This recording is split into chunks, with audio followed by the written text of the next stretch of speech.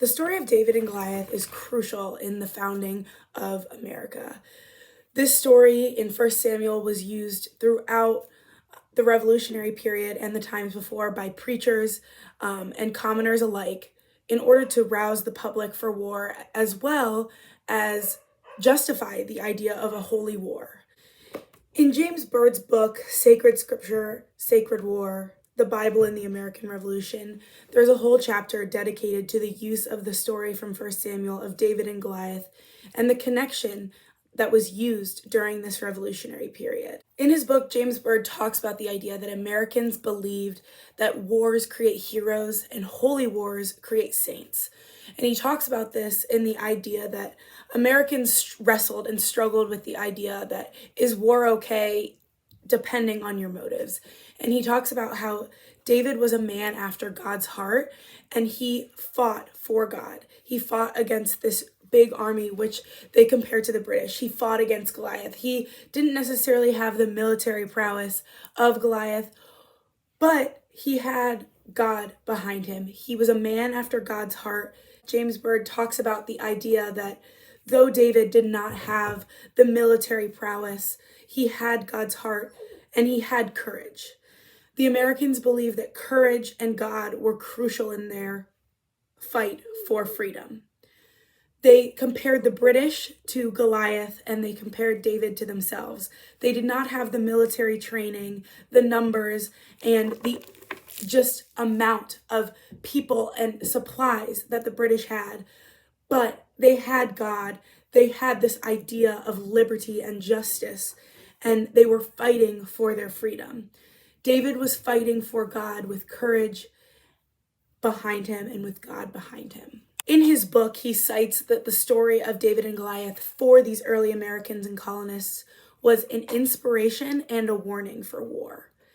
He talks about the idea that David is what they aspire to be. They aspire for freedom and they aspire to fight for God, but it also can be a warning on how to fight a war and not to fight with overconfidence, but courage. This whole story is sort of a catch-22. We want freedom, but we want to be sacrificing ourselves to God for freedom and for the future of the nation. Many preachers during this time used this story to rouse Americans, such as Jonathan Edwards in 1775.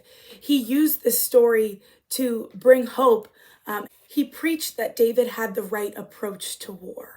He said that neither strength, nor courage, nor wisdom, nor many other things would amount to victory, but only God's fortune on your side, which is very similar to the throwing of the sling of David.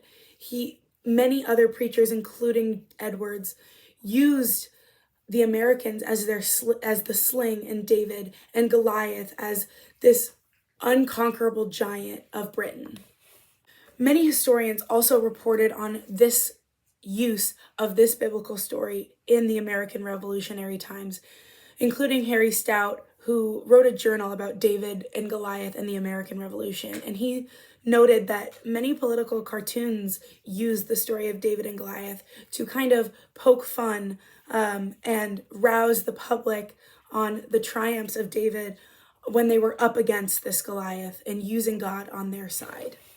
These political cartoons symbolized the struggle between the colonies in Britain, the years of struggle, which really poked and tugged at the colonists' heart.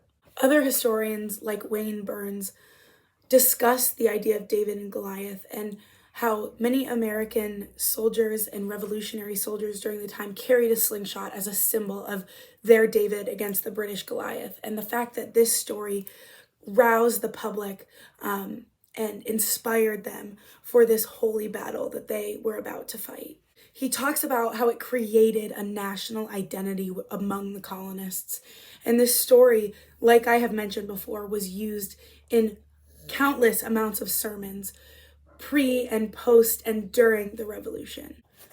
The use of this story just speaks to the fact that the Bible was truly inherent throughout the revolutionary cause and was crucial to rousing American troops. Michael Novak wrote an article in the Wall Street Journal citing that George Washington used biblical imagery, including the story of David and Goliath, to motivate and rouse his troops before going into battle. Novak cites that Washington used this story to describe how God was on the side of the underdogs, and America really used this imagery to boost their confidence in being the side of the underdogs, and Washington used this story and other biblical stories to his advantage before going into battle. Overall, this story was used as a symbol for hope for the colonists in an almost hopeless war against the British.